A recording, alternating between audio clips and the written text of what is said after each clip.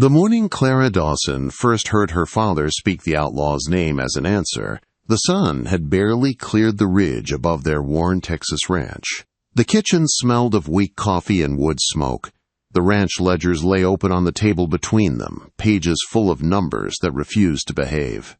Her father sat hunched over them, shoulders sagging in a way she had never seen before, as if a weight she could not see had been hung around his neck in the night.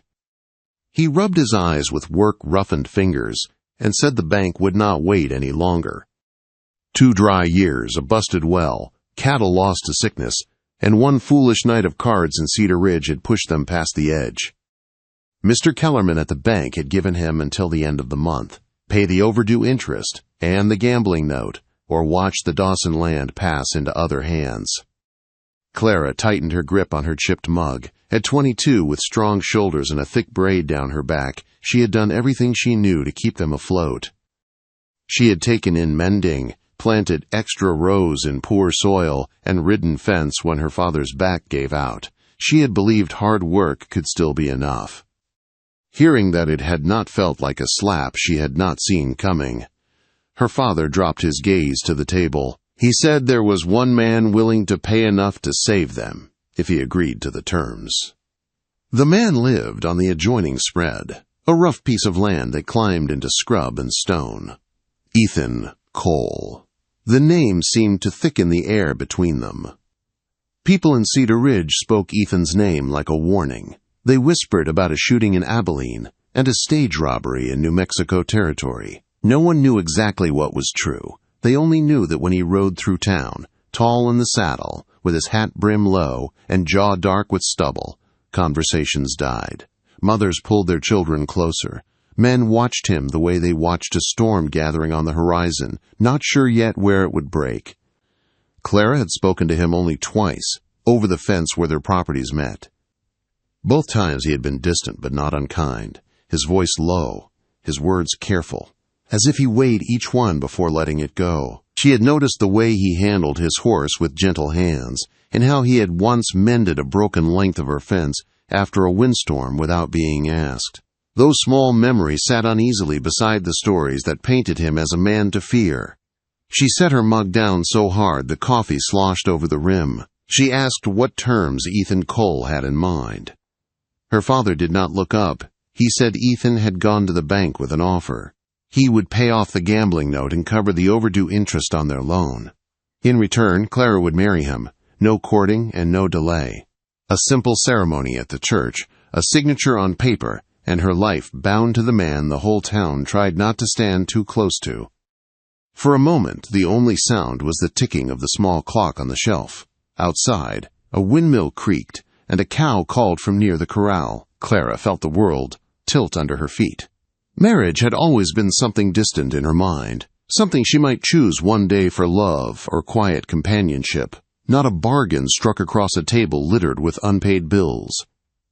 She asked if her father had already agreed. He shook his head. Ethan had given him 3 days to decide. After that, the offer would be withdrawn. The bank's date would not move. When that day came, Mr. Kellerman would arrive with a deputy and papers that would strip the Dawsons of their land and send them off with whatever they could carry.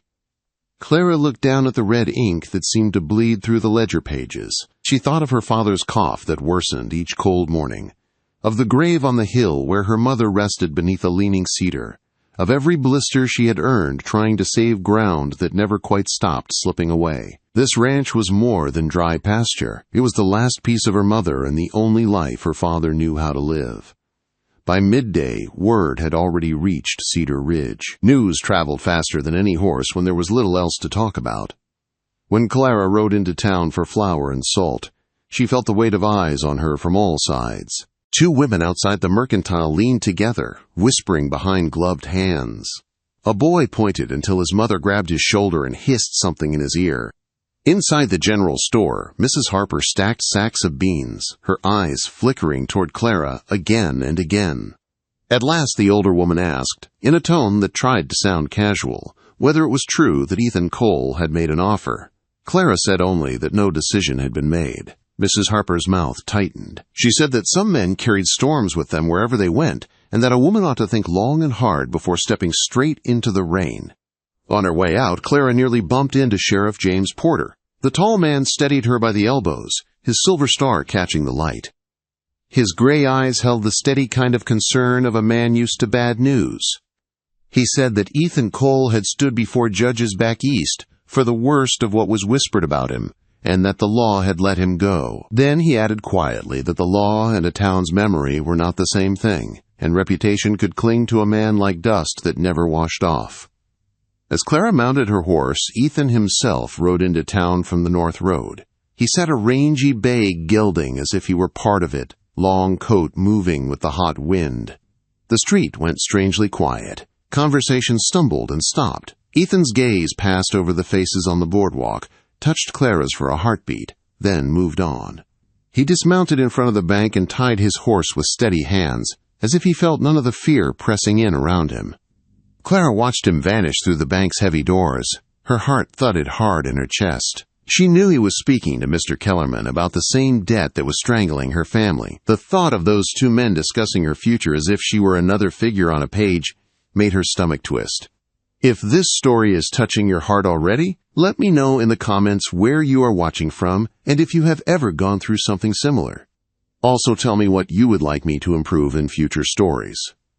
That evening, the sky burned orange and purple over the ridge as Clara walked the fence line alone. She dragged her fingers along the rough posts, feeling every splinter.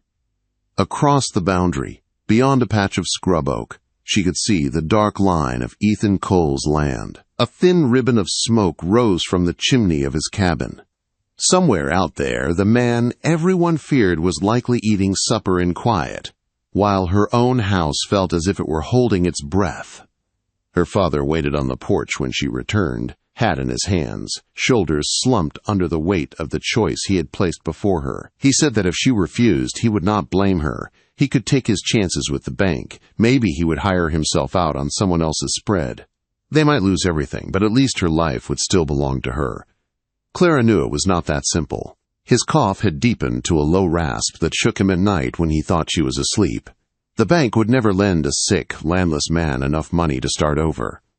Once the Dawson Ranch slipped from their hands, it would be gone for good. The picture of her father bent over another man's herd, working himself into the grave, would not leave her mind. Sleep did not come easily.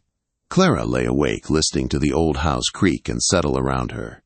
In the dark, Ethan Cole's face rose in her memory. Not the shadowed shape that lived in town gossip, but the man she had seen at the fence last spring, handing her a coiled rope she had dropped. His hands had been scarred but careful.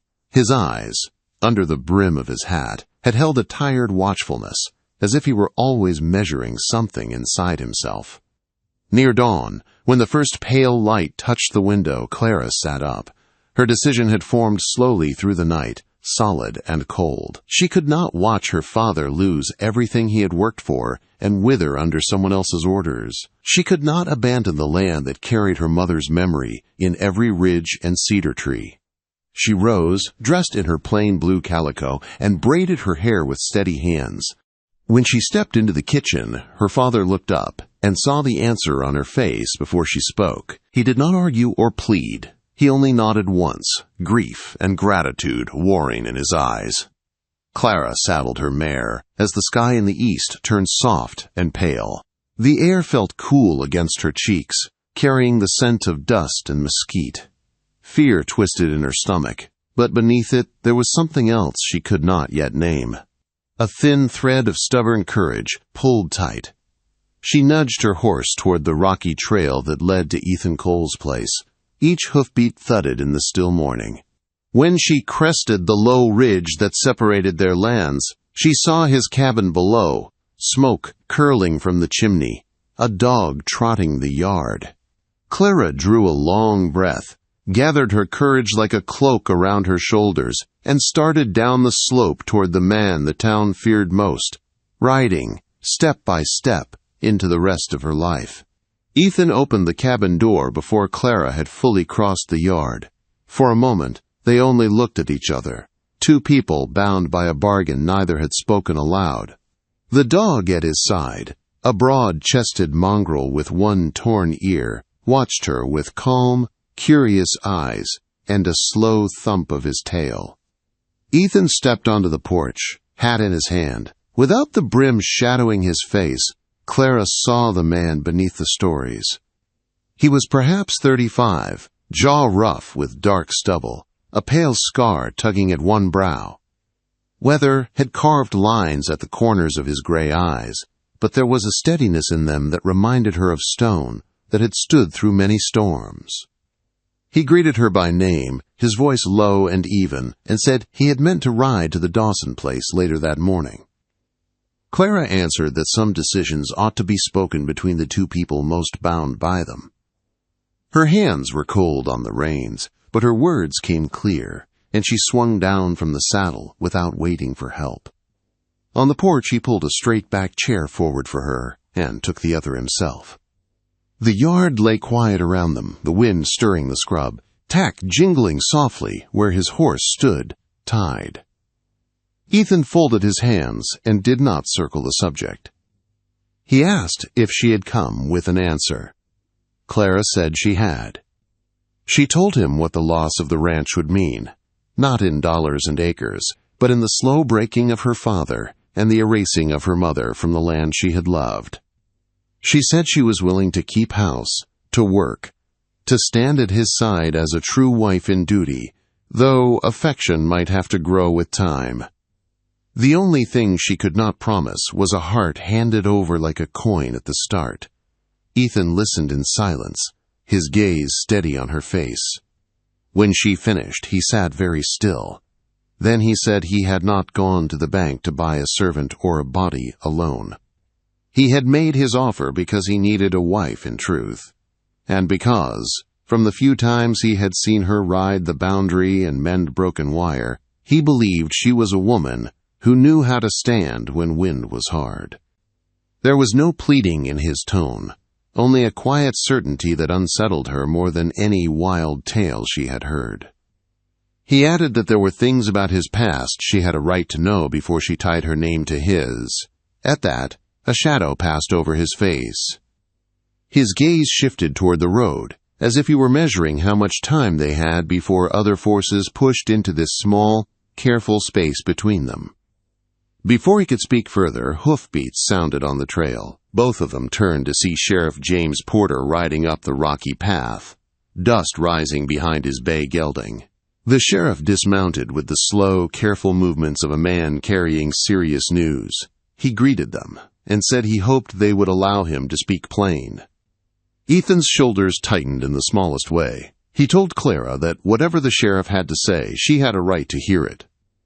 Sheriff Porter's gray eyes moved from one to the other, weighing, and then settled on Clara, as if he were testing how much truth a young woman's spine could carry.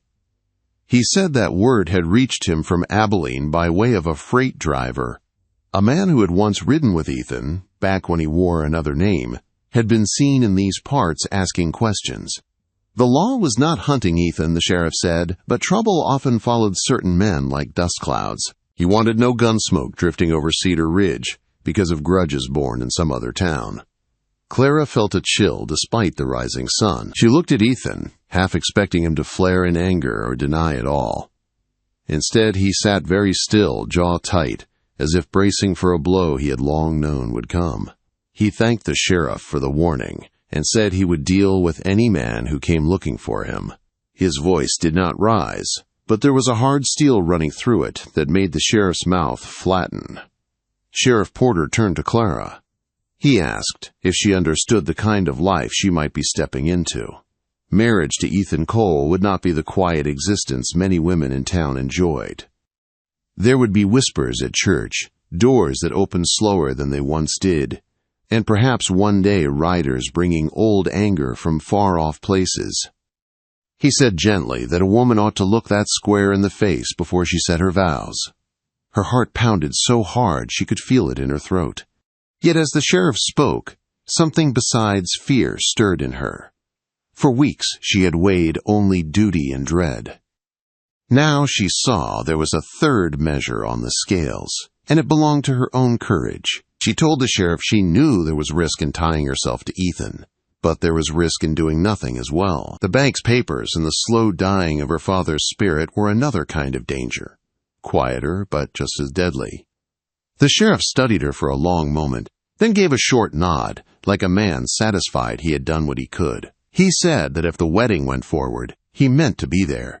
A woman making such a stand deserved to see at least one badge near the front pew, even if the town's finest dresses chose the back. With that, he tipped his hat, mounted up and rode away, leaving a curtain of dust and a deep silence behind him. The wind moved across the yard, lifting a stray strand of Clara's hair. At last, Ethan spoke. He said the sheriff was kinder than most men had been about the past he carried. Once, in another state and another life, he had ridden with men who believed the quickest road to a full purse lay through someone else's fear. He had worn a different name and followed it into things he could not take back. One night in particular still visited his sleep, and he would speak of it to her when she was ready to hear it. He said the worst stories told about him in Cedar Ridge were not fully true, but they were not born from empty air either. He had learned to live with people's suspicion, to let it roll off him like rain off rock. What he did not know was whether he had any right to ask a woman to stand beneath that same cloud. Clara felt as if she stood on a narrow bridge over a deep gully. On one side lay the life she had known, worn thin and cracking apart. On the other lay country she could not quite see, full of risk and unknown roads. The man in front of her did not pretend the path would be easy. That plain honesty, more than any sweet promise, steadied something inside her. She said that every soul carried shadows, and that gossip had never mended a fence or filled a flower bin. If she was to be his wife, she would rather walk into his past with her eyes open than be shut away and treated like a child. Hearing her own voice firm and sure sent a small shiver through her. Somewhere between the ledger on her father's table and this quiet yard, she had stepped over a line she could not uncross. A slow, reluctant respect flickered across Ethan's face. He rose and said that if she still wished it, he would ride with her to the Dawson Ranch and speak to her father. They would see the preacher, set a day, and pay the bank before Kellerman could lay a finger on her family's land. Clara stood too, her knees a little weak. As she stepped off the porch, her boot caught on a loose board, and she stumbled. Ethan's hand shot out, catching her elbow with swift, steady strength. For a heartbeat she felt the solid warmth of him through her sleeve, a simple human touch that did more to scatter the worst of the stories than anything he had said. He released her quickly, almost carefully, as if afraid to startle her. They walked to the horses side by side, no longer stranger and outlaw, but two people holding to the same hard choice. Ethan swung into the saddle and turned his bay toward the trail. Clara mounted her mare and moved in beside him. The path back to the Dawson Ranch stretched ahead, rutted and familiar.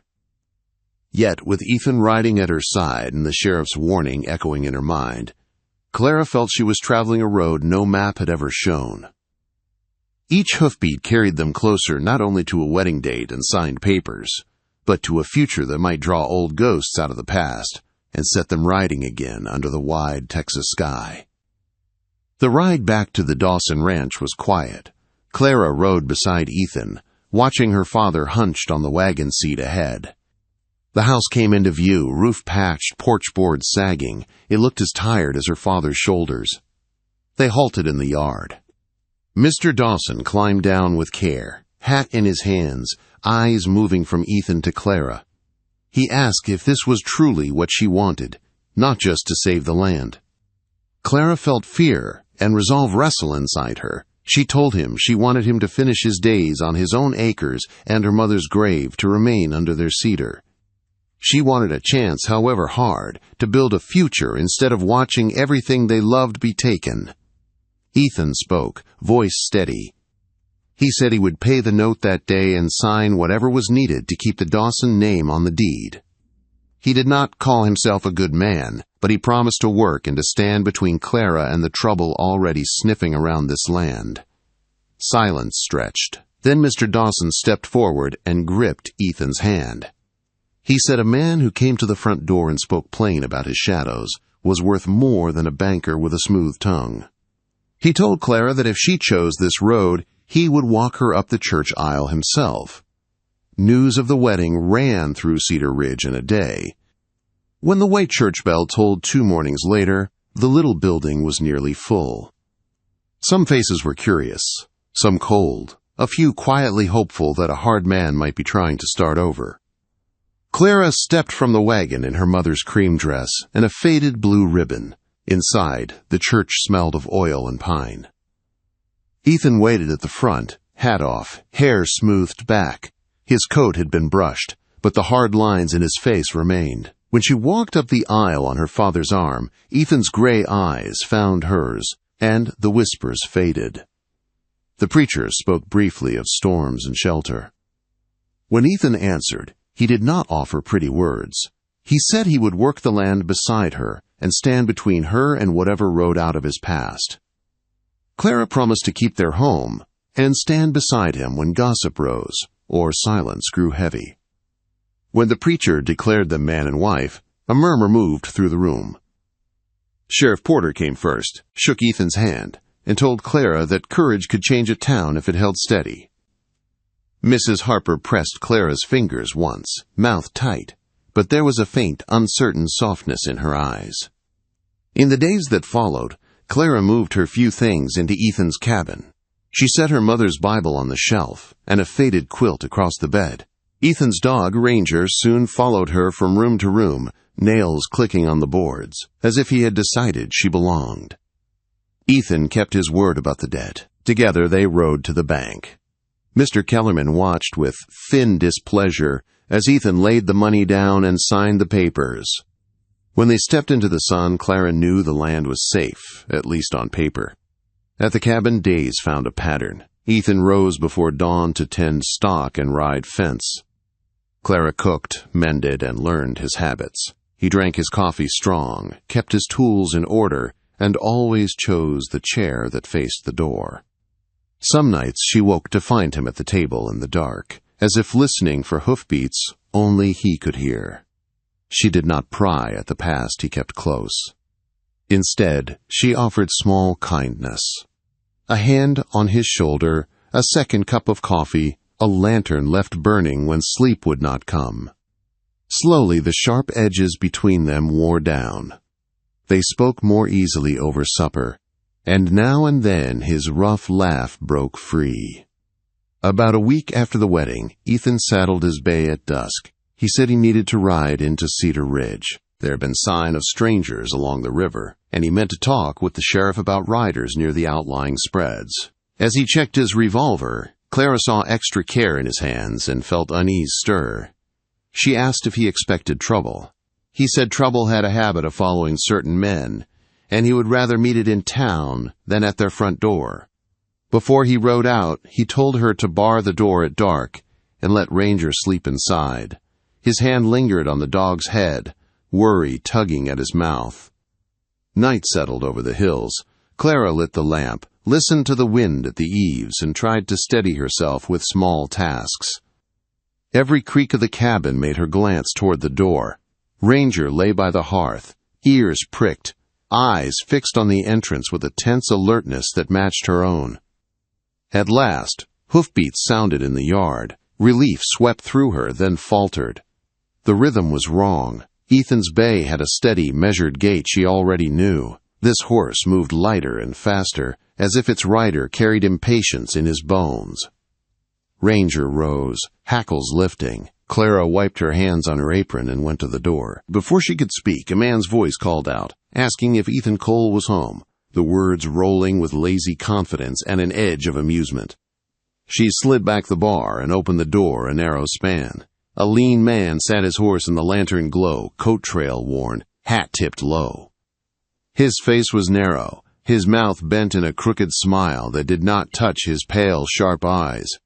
Those eyes moved over her quickly, weighing more than greeting.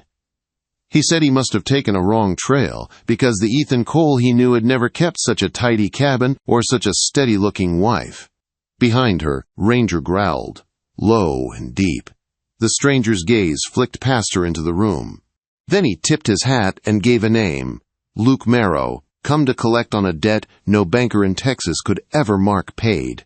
Luke Marrow swung down from his saddle and tied his reins to the Dawson post like he already owned it. Dust drifted around his boots as he stepped to the porch where Clara stood with one hand on the bar. He said that Ethan had always liked quiet corners, places where a man could pretend that the past was finished, and that a new name did not wipe an old page clean. His pale eyes ran over her, slow and measuring. Clara kept the door mostly shut, while Ranger growled at her heels. She told him that Ethan was in Cedar Ridge, and that if he had business he could speak to him there in front of the sheriff. Luke laughed, glanced at the old shotgun by the frame, and warned that if Ethan did not ride out to meet him by the following sundown, he would not bother knocking next time. In town, Ethan sat across from Sheriff Porter in the back room of the jail, a creased map spread between them. He had come to talk about strange tracks along the river and riders cutting across ranch lines. When he mentioned a lean man with a crooked smile asking questions at the freight station, the sheriff's eyes narrowed. He said the description fit Luke Merrow, a man who had once ridden with Ethan under another name and who blamed him for talking to a judge after a clerk was shot in a robbery. Men like Luke, the sheriff said, did not forgive a partner who walked away and helped hang one of their own. Trouble was better met with a badge beside you than with only a wife and a shotgun between you and the door, so they saddled up together as the sky turned deep purple and rode out of town. At the cabin, Clara kept herself busy because standing still made the fear louder. She laid kindling in the stove, checked the windows, and set the old shotgun within easy reach. Every scrape of branch at the roof made her start. Ranger paced between door and hearth, nails clicking on the boards. When hoofbeats sounded again, long before sundown, she knew in her bones it would not be Ethan. Luke's fist thudded once against the wood, sharp and hard. Clara lifted the shotgun, set her feet, and eased the bar aside just enough to open the door a hand's width.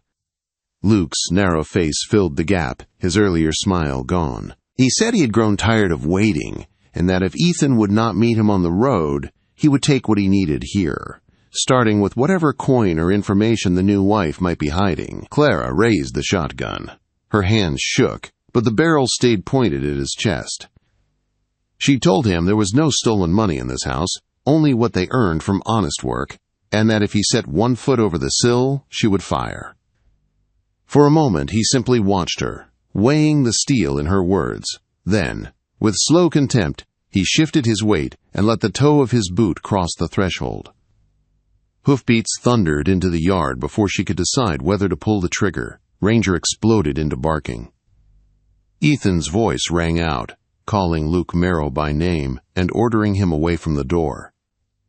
Sheriff Porter's deeper tone followed, warning that any man forcing his way into a home in this county was facing the law with witnesses.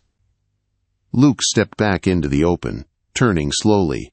Through the narrow crack, Clara saw Ethan and the sheriff swing down from their horses, the sheriff's rifle already in his hands. Luke laughed once and said this was just like Ethan, hiding behind a badge and a woman with a gun, then flung pieces of the past into the yard, telling how Ethan had once ridden with their gang and stood in a robbed store with a dead man on the floor. Ethan did not look away. He said that every word about that night was true, except the part Luke left out, the part where he had walked away and given the judge every name so that no more children would watch their fathers fall. Sheriff Porter glanced toward the door and saw no slammed shutter, only the steady shadow of a woman who had chosen to stand in a house built on this truth. He lifted his rifle and told Luke he was under arrest on old warrants and knew, and to lay his gun down. For an instant the yard held its breath. Pride and fury flashed in Luke's eyes. Then he cursed and went for his weapon in a blur of motion. 2 shots cracked almost together, one from the yard, one from the doorway. The sound slammed against the cabin walls and rolled out over the dry fields. When the smoke thinned, Luke lay on his back in the dust, his revolver knocked from his grasp, blood darkening his sleeve where the sheriff's bullet had torn through his shoulder. Clara realized her own shot had gone wide into the yard. Sheriff Porter towed the fallen gun away and bound Luke's hands with rawhide. He said Luke's riding days were over, at least under the open sky, then hauled him to his feet and started the long ride back toward town with Ethan riding beside him in grim silence. By the time they disappeared over the ridge, the sky in the east was already paling. Ethan stood in the yard, shoulders tight, watching until horse and riders were gone, then turned toward the porch. Clara stepped out, the shotgun hanging slack in her hands. Dawn light showed the strain on her face, and something steadier beneath it. She said that she had heard every word Luke had thrown, and every word Ethan had answered with, and that the man who had walked away from that gang, and the man who had stood here tonight, were the same. And that was the man she had chosen. Something in Ethan's expression eased, as if a long-held rope inside him had finally been cut.